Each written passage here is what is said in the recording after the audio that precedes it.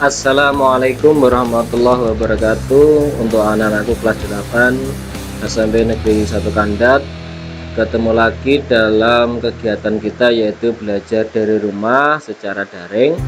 Baik anak-anak, pada pertemuan kali ini kita akan membahas materi terkait dengan Pitagoras.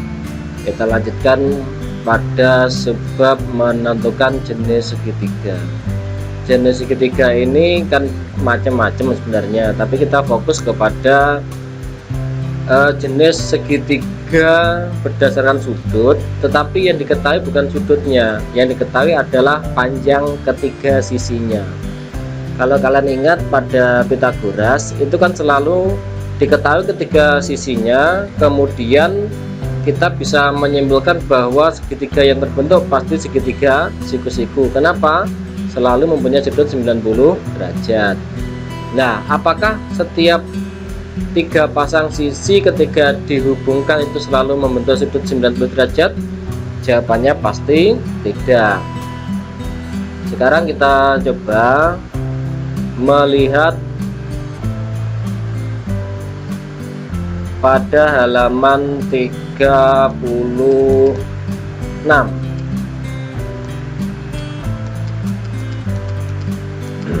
Coba sekarang ini, misalkan ini adalah A, ini B, ini C, ini A, ini B, ini C, kemudian ini A, ini B, ini C. Kalau kita lihat sekilas dari ketiga sisinya ini, dimana yang pertama adalah A dan B, ini kemudian C, ini apa? Lebih dari, ini adalah sama dengan, ini adalah kurang dari, dimana C nya itu adalah selalu sisi yang terpanjang.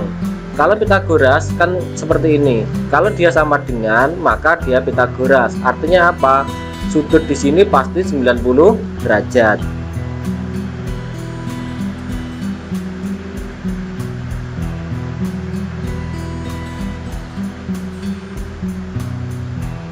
Kalau kita perhatikan dari gambar yang pertama dan yang kedua, di mana A pangkat 2 ditambah B pangkat 2 itu adalah lebih dari C pangkat 2, maka disimpulkan merupakan segitiga lancip. Segitiga lancip. Kemudian kalau A pangkat 2 plus B pangkat 2 sama dengan C pangkat 2 itu merupakan segitiga siku-siku. Kemudian kalau A pangkat 2 ditambah B pangkat 2 kurang dari C pangkat 2, maka akan menjadi sebuah segitiga tumpul. Nih, tumpul di sini tumpulnya. Kalau C pangkat 2 lebih besar daripada A pangkat 2 tambah B pangkat 2, maka dia menjadi tumpul. Kalau C pangkat 2 kurang dari A pangkat 2 tambah B pangkat 2, maka dia adalah segitiga lancip. Dengan syarat C adalah sisi yang terpanjang. Kalau sama dengan apa? A pangkat 2 tambah B pangkat 2 sama dengan C pangkat 2 adalah segitiga siku atau berlaku dalil Pitagoras. Nah, itu anak-anak untuk jenis segitiga berdasarkan sudut, tetapi yang diketahui adalah panjang ketiga sisinya. Contoh, suatu segitiga dengan panjang ketiga sisinya berturut-turut 17, 25, dan 38. 17, 25, dan 38. Yang terpanjang yang mana? 38. Berarti 38 ini pasti menjadi C. 17 bisa A bisa B. Kalau 17A maka 25 menjadi B. Kalau 17B maka 25 ini menjadi A. Ingat, C adalah sisi yang terpanjang. Kita buktikan apakah segitiga yang dimaksud adalah segitiga siku-siku. Kalau siku-siku bagaimana? A pangkat 2 ditambah B pangkat 2 sama dengan C pangkat 2. Sekarang kita lihat, sama dengan itu artinya sama. A nya adalah 17, B nya 25, C nya 38. C C pangkat 2 sama dengan berarti 38 pangkat 2, 1, 4, 4, 4. A pangkat 2 tambah B pangkat 2, A nya 17, B nya 25. 17 pangkat 2 adalah 289, 25 pangkat 2 adalah 625. 289 tambah 625 adalah 194. 194. Karena C pangkat 2 tidak sama dengan A pangkat 2 tambah B pangkat 2, kenapa tidak sama dengan? Ini 1444, ini 914, berarti tidak sama dengan, lambangnya seperti ini. Berarti bahwa segitiga yang dimaksud bukan segitiga siku-siku, tetapi merupakan segitiga tumpul. Kenapa segitiga tumpul? Karena C pangkat 2 lebih besar daripada A pangkat 2 ditambah B pangkat 2. 1444 lebih besar daripada 918. Maka soal ini 17, 25 dan 38 merupakan segitiga tumpul.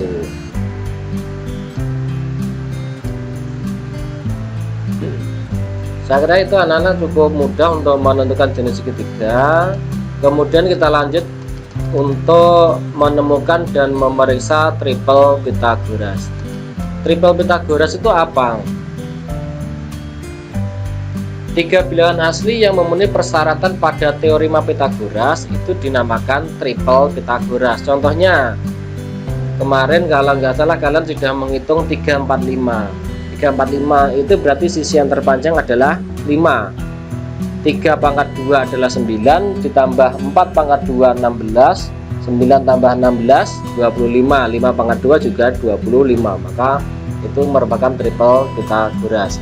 Untuk lebih jelasnya silahkan kalian perhatikan ini. Triple Pythagoras itu sekali lagi yang namanya triple Pythagoras adalah 3 bilangan asli yang memenuhi persamaan pada teorema Pythagoras. Coba kalian perhatikan ini. 3, 4, 5. 3 pangkat 2 ditambah 4 pangkat 2 sama dengan 5 pangkat 2. 3 pangkat 2 berapa? 9. 4 pangkat 2 16. 5 pangkat 2 25. 25 sama dengan 25. Maka ini merupakan triple Pythagoras. 3 bilangan asli yang memenuhi syarat teorema Pythagoras, itu namanya triple Pythagoras. Kemudian kelompok yang kedua 5, 12, 13. Ingat yang terpanjang selalu di sini, sisi miringnya. Terpanjang itu selalu sisi miring. 5 pangkat 2 ditambah 12 pangkat 2 sama dengan 13 pangkat 2. 5 pangkat 2 berapa? 25. 12 pangkat 2 berapa? 144. 13 pangkat 2 berapa? 169. 25 tambah 144 adalah 169 sama dengan 169. Maka ini juga merupakan triple Pythagoras. Yang kelompok 3 7 pangkat 2 tambah 24 pangkat 2 sama dengan 25 pangkat 2 sama dengan 49 tambah 576 adalah 625 sama dengan 625. Ini kelompok yang ketiga. Ini adalah kelompok yang keempat.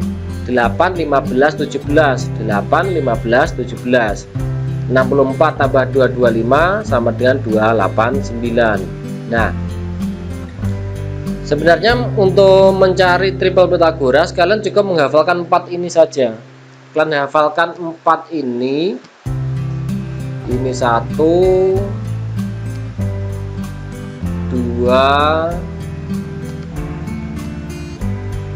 3 ini dan 4 ini. Cukup kalian hafalkan 4 ini, maka kalian nanti akan mudah menentukan triple Pythagoras yang lainnya. Contoh 3, 4, 5. Triple Pythagoras lainnya berapa? 6, 8, 10. Dari mana 6 ini? 3 kali 2 6, 4 kali 2 8, 5 kali 2 10. 10, 24, 26 dari mana? Dari ini. 5 kali 2 adalah 10, 12 kali 2 adalah 24, 13 kali 2 26. Kelompok yang ketiga 7, 24, 25. 7 kali 2 14, 24 kali 2 48, 25 kali 2 50, 8 kali 2 16, 15 kali 2 30, 17 kali 2 34. Ini adalah triple Pythagoras yang lainnya. Sekali lagi, kalian wajib hafal 4 ini. 3 4 5, 5 12, 5 12 13, 7 24 25, 8 15 17. Hafalkan 4 itu saja. Untuk yang lainnya kalian tinggal mengalihkan. Oke. Saya kira itu anak-anak untuk tugas kita hari ini, yaitu sudah bisa menentukan jenis segitiga, kemudian mencari triple Pythagoras. Tugas kalian adalah lengkapilah tabel ini sampai 10. Berarti kalau kalian sudah sampai 10 ini, nanti kalian sudah dapat 40 triple Pythagoras. Sekali lagi, tugasnya adalah lengkapilah tabel ini, semuanya dilengkapi, tidak perlu dihitung, tidak perlu dibuktikan, ini cukup melengkapi saja.